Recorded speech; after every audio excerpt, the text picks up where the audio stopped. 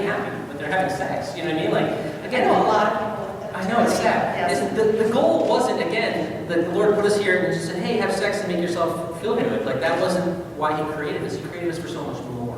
And that's why this church holds this teaching. It's hard for many of our culture today to hear it, because they hold up as the highest good. Many of them sex, money, all of these gods, all of these things like that. And our church is staying strong with what the Lord has taught us.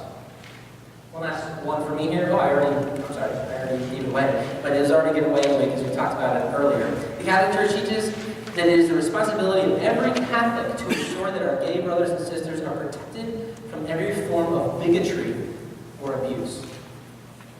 If we see gays being made fun of, ridiculed, horribly made, whatever, we have a duty, actually, as Catholics to protect them.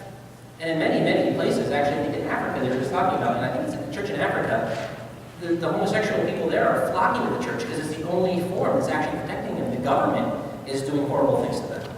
And the church is the one protecting them there. It's kind of flip opposite, perception-wise, here in America. But it's an interesting thing that we have this responsibility because they're human beings that deserve love. I think that point, too, is so important in some of our Catholic circles with people that are Catholic and kind of fully believe and understand and are engaged in what the church says. Sometimes we think that gives us a freedom to just not be nice to this particular group of people. And part of that has to do with the cultural wars, right? Because we fight about where our society's headed, and some people are yelling this and some people are yelling that. And sometimes we get a little caught up in it as Catholics, instead of slowing down and saying, my call is to love. My call is to love. Next question says, the Catholic Church will one day change the teaching that she has on homosexuality. We just got to hold our breath. Oh, Francis is about to do it. Just kidding. That answer is false. The Catholic Church's teaching on sexuality and homosexuality will not change. You can think it's going to. You can think that me saying that is wrong. The Church's teaching on homosexuality will not change.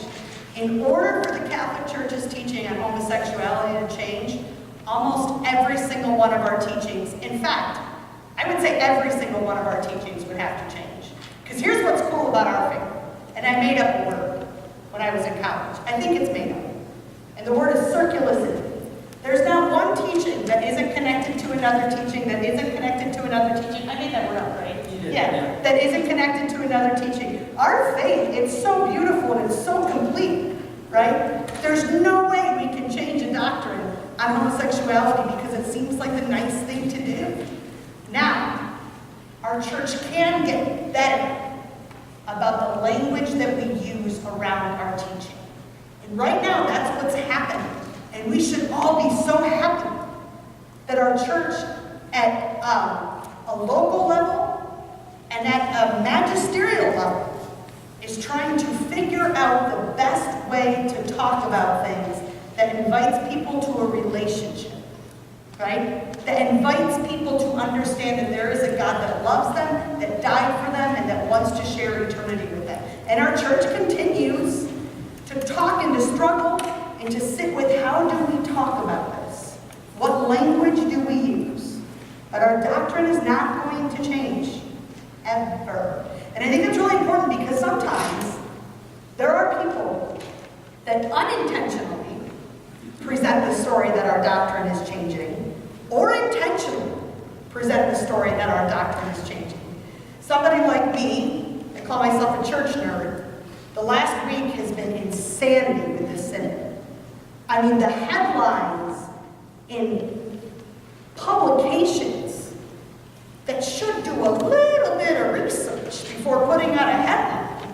I mean, it's amazing what companies or publications like Times, News, publications or big magazines are saying that just with a little bit of research, they would know that that's not what the church is saying. It's bad journalism, darn it, right? But it's hard.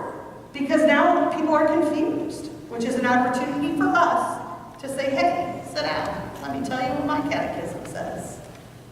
You sure can. Right now, make sure any questions that you have are written down on note cards, because we're about to move into that portion. Okay, very good, thanks. One little thing to add to that too, you might be thinking to yourself, well, why isn't the church going to change its teaching on this too? You know, and the big reason is because we don't have a church of a democracy. We have a church that we just teach what Christ taught us, and this is the analogy I think is helpful for me. We are God's divine mail carriers. We cannot edit God's mail. Think about your postman. If they just changed the mail willy-nilly and gave it to you, that'd be weird, right? It's not, they don't have any authority. They don't have the ability to do that. Their job is to carry and deliver the mail to you. The church today, its job is to deliver Christ's teaching, God's teaching as it is been revealed to us. We don't have the authority to change it. We have the authority to figure out ways to explain it, as Mary was saying, and to bring it to this next culture in a way that they can receive it, hopefully. But we can't change it because it's Christ's teaching. We don't have the authority. And that's where a lot of people get confused on stuff. Some people get confused too with like, oh, well, Lent used to be whatever, and this, those are things that we would call like little T traditions, or those are things that are disciplines about our church that can change and have. But when it comes to concrete doctrines and teachings, the church cannot change them. It doesn't have the authority to. Sorry, I just want to make that distinction. No, I think that's good. Okay, what we'd like to do now is if you have any note cards. Last question. Oh, wait, did I not? Yeah, no. Okay, one last question. Oh, sorry. The Catholic Church has many, well, I covered it. You kind of Don't work with the slide show ever of how. What if they're grading themselves? I know, it's good. Okay. There are many misunderstandings about what the Catholic Church teaches regarding homosexuality, and in addition to misunderstanding, some people purposely mislead people, and that's a good sentence, in terms of what the church teaches, and that answer is true, right? And we see it all the time. So, good. Now, if you have no cards, if you want to move them towards the front.